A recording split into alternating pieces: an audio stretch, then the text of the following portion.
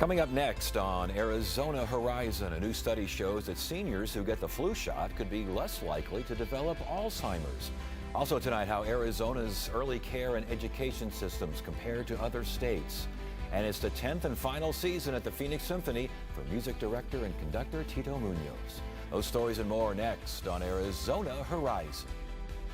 This hour of local news is made possible by contributions from the Friends of PBS, members of your PBS station. Thank you. I did my holiday shopping online in seconds. Then I get this weird text from the shipping company with a link asking me to confirm my payment info. Recognize fraud so your money lives longer. That has to be a package scam. Good evening and welcome to Arizona Horizon. I'm Ted Simons. The state Supreme Court has decided not to replace Justice Bill Montgomery in an upcoming high-profile abortion case. That's according to the Arizona Republic, which reports that the court will instead decide the case with the 6 remaining justices, which means that there's a possibility of a 3-3 tie. If that happens, a lower court ruling that allows abortions up to 15 weeks of pregnancy with no exceptions for rape or incest will stand. That statute would be far more permissive than the alternative law, which is a near total ban on abortion dating back to the 19th century. Now, Montgomery recused himself from the case after Planned Parenthood filed a motion claiming that Montgomery, a vocal and longtime opponent of abortion rights and Planned Parenthood, was too biased to participate. Montgomery had once posted on Facebook that Planned Parenthood was responsible for, quote, the greatest genocide known to man. Oral arguments in the case are set for next Tuesday. Other headlines: Arizona's congressional delegation continues to push back against the Biden administration's recent closing of the Lukeville port of entry at the Arizona border with Mexico. Senator Mark Kelly today told CNN that there needs to be a stronger focus at the border. More needs to be done. We've got 1,000 migrants coming to the southern border every day now in the Tucson sector, and the policy changes that we've implemented so far hasn't had the effect that we expected. So I've been encouraging this administration to do more. I was on the phone with Ali Mayorkas, the head of Homeland Security, a few days ago. I saw him at the White House the other day, and this is it's not fair to border states. Also today, Democratic Congressman Greg Stanton and Republican Representative Juan Ciscomani sent a joint letter to the Department of Homeland Security demanding that DHS provide a timeline for reopening that Lukeville port of entry. And the Arizona Coyotes are now focused on Northeast Phoenix as a site for a new hockey arena. Arizona Republic reports that the NHL team is looking to buy state land trust land, northwest of the Loop 101 and Scottsdale Road. Phoenix officials told the Republic that there have been preliminary meetings regarding the location. The Coyotes say that they're not ready yet to publicly confirm the site, which would have to be put up for public auction and sold to the highest bidder, with revenue from the sale going toward public schools, jail facilities, and other state land department beneficiaries. Recent studies have shown that seniors who received a flu shot were less likely to develop Alzheimer's, and the same goes for those who received pneumonia vaccinations. We learn more about this research as part of our monthly AARP-sponsored segment that highlights issues important to older adults in Arizona. And joining us now is Dr. Jesse Bracamonte with the Mayo Clinic, Arizona. Doctor, good to see you again. Thanks for joining us. Great to see you, because this is pretty encouraging stuff here. There is a relationship between flu shots and development of Alzheimer's? It is. So first, thanks for having me back. Yes, so researchers out of the University of Texas Health studied individuals and did a retrospective study. They examined those individuals who were 65 and older who had their flu vaccines compared to those that didn't. Those who received consecutive flu vaccines had an overall lower risk of like 20% risk reduction of developing Alzheimer's. Furthermore, if you had 6 vaccines total over 65, your chances, your risk reduction was up to 40% in reducing Alzheimer's dementia. So a flu shot's a good thing. Lots of flu shots every year, or a flu shot every year, I should say, over lots of years. That's even better. Another talking point, you bet, to talk about how to decrease your risk of Alzheimer's dementia as we get older. What's with the correlation here? What's going on? Well, that is still being determined or still being studied. So more research needs to be done, but we think it has to do with the immune response. We do know that infections such as funguses, bacteria, viruses cause the brain to get some form of inflammation. This inflammation causes the neurons, which are the brain cells, to degenerate. We think that if you get the flu vaccine, your chance of getting infection decreases, the severity decreases, but more importantly, your body's immune reaction to certain inflammation of the brain decreases substantially, therefore not leading to the downstream effects of leading to Alzheimer's dementia. Okay, if it works for vaccinations, does it work? I mean, should people go out and have flu parties where everyone gets infected with the flu and therefore we're going to avoid Alzheimer's? That's a good question. The short answer is no. So we think that the vaccines have something else. So it's not particularly just the flu vaccine. Other vaccines have shown that as well. But it's the way your body responds. So it's the vaccine's way of changing the dynamic pathway of how your body reacts to this inflammation. Your body makes something called amyloid proteins. Too much of the amyloid proteins develops in the brain, thus causing Alzheimer's dementia. We think the vaccines in some way affect the immune system, so they don't fight these these proteins to develop and cause inflammation downstream. That's how we think the vaccines work, and therefore decreasing your risk of Alzheimer's. Wow, that is so interesting. And the same goes, I mean, even more so for pneumonia, up to 40% reduced risk for those 65 to 75 if they don't have the risk gene. But even with the risk gene, it goes down. Correct. So these same researchers looked at more studies on vaccines in general regarding pneumococcal vaccines, tetanus, and the shingles vaccine, which also causes like the herpes type of reaction that you get when you're above 65. Getting vaccination at 65 and older overall prevents the chance of you developing dementia as you age. All right, and again, it seems odd that a flu vaccine, pneumonia, shingles, all these sorts of things would all provide the same protection. But you're saying as long as the body recognizes and reacts in a similar way? Yes, it basically has to do with infection. As we get older, the infection may clear, but the ramifications of that infection may linger at the brain level, therefore causing a downstream effect for Alzheimer's dementia. These vaccines alter that pathway in some dynamic fashion. We're not really sure how, but we think that's part of the pathway of how you prevent the dementia. 65 to 75 as far as what was looked at in the study for age. What about younger folks in getting these vaccines? Great question. So the study was done on adults over 65 and they looked to see if those that were over 65 and those that got the vaccines and those that did not. Overall, if you were 65 and got the flu vaccine, it prevented that. But it also looked at adults in general who had their adult vaccines. And with their adult vaccines up to date, it definitely helped them prevent Alzheimer's dementia downstream. All right, big question, of course, obviously everyone wants to know. COVID vaccines, mRNA, do we know, do they correlate as well? Research is being done. One would probably say in theory, possibly, but more research needs to be done regarding that. Do we know that if you have a reaction to the vaccinations, because we're still trying to figure that out with COVID, people who had bad reactions, some people had no reactions at all. Is there a variable there? There is some variability with that. Typically, people can get a little arm soreness, a little bit of lymph node swelling, which is typically an immune response, meaning your body reacted in some fashion. Now, we've all heard about the severe cases from that. So typically, when you do get an immune reaction, it's usually mild and not really that severe. However, it does show that your body did have an immune reaction to majority of these vaccines. Could it be also a factor that people who get vaccinations generally try to stay healthier or keep themselves in better shape? Is that a factor? Yes, it is, and that's one of those confounding factors. So when they did the studies, they looked at the people that are 65 and older, and they had to take out certain variabilities. So they looked at all these cohorts of studies in the database about who got the vaccines. A lot of it depends on whether the vaccines were entered in the chart, whether they paid cash for the chart, but it did not take into account their socioeconomic status, how their cognitive status, if they were working, all these other confounding variables. But they did the best that they could, and they found out overall it was statistically significant and showed improvement regarding risk of reduction for dementia. Interesting. And we should also mention, I think the study, correct me if I'm wrong, showed that for those 65, 75, if they do get whatever flu or whatever the case may be, pneumonia, shingles, the mortality risk increases quite a bit, does it not?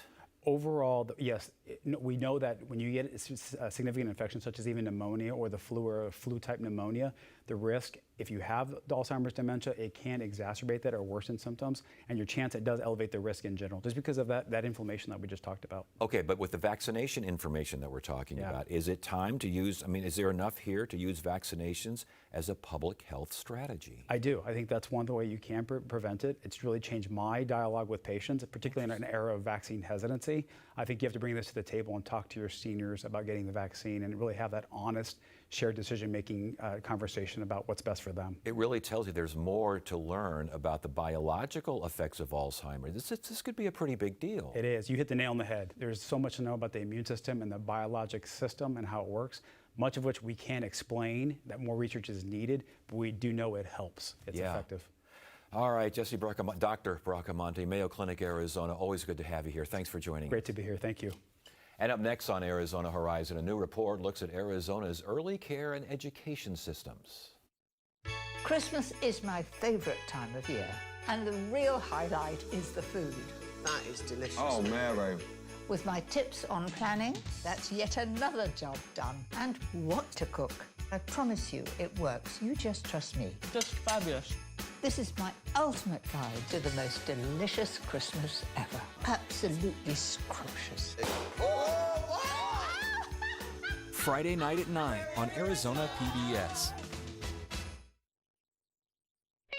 Next time on Death in Paradise. Spirits of the past. A man is killed during a seance. You know ghosts don't exist. Yes, of course. But Humphrey can't figure out how the murder was possible. All the witnesses swore that they were holding each other's hands the whole time. And the commissioner joins the investigation. Where do we start? He belongs behind a desk. Death in Paradise. Saturday night at 8 on Arizona PBS. ASU's Children's Equity Project is a child policy center dedicated to advancing equity in all systems that serve children and their families. The group recently released a report titled Start with Equity Arizona. And for more on what the report looked at and what it found, we welcome Dr. Chantel Meek. She's a founding executive director of the Children's Equity Project. Welcome. Good to have you here. Thank you. Good to be with you. Give me a better definition of the Children's Equity Project. We're basically we're a center at ASU that focuses on all of the policies and systems that impact the lives of kids and families. Health, education, child welfare, immigration, all of the different systems that impact kids and families. And this report, Start with Equity Arizona, there's a longer title to it, but I took those early words because that seems like what it means. What's that all about? So over the last couple years, we did a deep dive into Arizona's early care and education landscape. We looked at funding, we looked at the quality of the system, we looked at governance, we looked at everything that has to do with early learning programs. That includes childcare, that includes pre-K, that includes basically all the learning that happens in the years before kindergarten. And so in that analysis, we took a look at a number of different areas and provide a number of recommendations for the state to really improve our standing across the nation. How is our standing across the nation? Not great, not great. And so we really focused on three things. The first piece is access. How is families' access to childcare, to early care and education? It's difficult and it's not working for families. What we found is that infant-toddler childcare, for example, is more expensive than in-state tuition in the state. And so that's one piece, right? Families are having a hard time affording care. The second piece is it's not working for kids. The quality of care that's happening is subpar, and a lot of the standards that the state has with respect to what happens inside of the classroom falls below best practice, falls below a number of other states in the nation, and so kids aren't getting the rich learning experiences that we know they need in the years before kindergarten. The third point, it's not working for the workers who are the childcare providers and the early educators. We know that they're making near poverty wages. And so wages, compensation, mental health, we looked at a number of areas with the folks who are actually providing the services to kids and families and found that it's not working for them. What is seen in marginalized communities and what's the difference there? There's always a difference, it seems like. Yeah. I'm sure there's a difference here. Yeah, absolutely. So a lot of our work focuses on kids and families from historically marginalized communities, children of color, children with disabilities, children who speak languages other than English at home. And so we looked at the whole landscape, in particular with these kids in mind. And what we found is that all of the system shortfalls impact all kids, but it impacts these kids most of all. It impacts Black children, Indigenous children, Latinos. It impacts kids who are learning English alongside whatever their home language is, mostly Spanish and Navajo in this state. It impacts kids with disabilities a lot. And so we see in a number of different policy areas, these kids and their particular needs, because they do have unique needs, are left out of policy altogether in a lot of different areas. And so these systemic shortfalls in funding, in policy, impact these kids the most. How do you research something like that? This sounds pretty all-encompassing here, but it's got to be difficult to canvass out there, I would think. Absolutely. I mean, I think a part of it is this is a big area of research nationally. And so we took the Arizona context, we took Arizona data from kids and families and programs in this state, and looked at the rest of the country, right? There's a number of other research centers that look and rank states on a number of these different indicators. For example, a center out of New Jersey at Rutgers publishes an annual yearbook for pre-K access. Arizona is 44th out of 45th in access to pre-K. Arizona is in the bottom 15% in the number of quality indicators for programs and classrooms in the state. And so we really knitted those pieces together. And obviously those are things that you would like to see addressed, that needs to be. Okay, that's the bad stuff. Is Arizona doing well in any of these rubrics, any of these categories? There are some bright spots, certainly, and we maintain the early care and education providers, the folks running these programs, the folks working with kids, are doing the best they can with the resources they have available. I would say early childhood mental health systems is a bright spot for the state. The state has invested and has prioritized children's mental health to an extent, but I would say broadly there are more shortfalls than there are bright spots, unfortunately. But with that, a lot of opportunity for improvement. With that in mind, let's say I'm a politician, I'm a policymaker here. What do you tell me? What is the overriding priority? What needs to get done? I'll tell you, can't do everything at once. Yeah. Get me on the right path. Yeah, absolutely. I think one of the underlying problems has been chronic underfunding of the system, period. So yes, we need money. We need more money. We need more investment. At a time when the rest of the country and many other states have increased their funding, Arizona has either flat funded or decreased funding. We need to get back on path with everybody else if we want to have the types of systems and opportunities that everybody else has, one. But two, not everything costs money. A lot of it is policy and aligning policy with best practice. I'll give you an example when I keep talking about quality. Imagine, do you have children? Yeah, no, I don't have children, but I'm around them a lot. You're around them a lot, right? Grandchildren, work with kids. In the state of Arizona, the ratios, what we call adult to child ratios, are off. So you can have one adult with 8 2-year-olds. So if you could just imagine, if you know a 2-year-old, how much time, attention, love, engagement that 2-year-old needs. There's lots of brain science that has found that these early years of development, kids need interaction.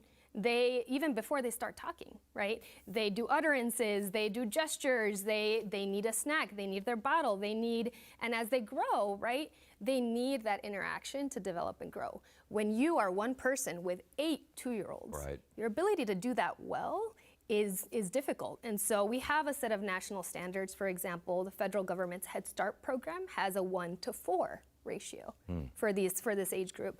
The American Academy of Pediatrics similarly has a 1-to-4 ratio. Arizona's is 1-to-8. So that's one clear example where we're just not aligned in policy with best practice and with research. Sounds like a good place to start. Dr. Chantel Meek, ASU's Children's Equity Project. Thank you so much for joining us. Thanks for having me.